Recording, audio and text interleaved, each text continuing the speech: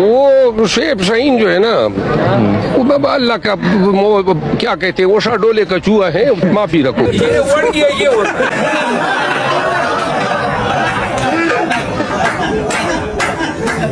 शेर मरवत की पोजीशन क्या है? आपने खुद कहा कि वो तर्जमान नहीं है। पॉलिसी स्टेटमेंट देने का अख्तियार सिर्फ गौहर साहब को, मुझे, रऊफ हसन साहब, उमर अयूब साहब, शिबली फराज साहब को हासिल है। शेर मरवत तहरीक इंसाफ का हिस्सा हैं या नहीं? उनके टिकट पे इलेक्शन लड़ेंगे या नहीं? टिकट का अभी इमरान खान साहब ने करना है।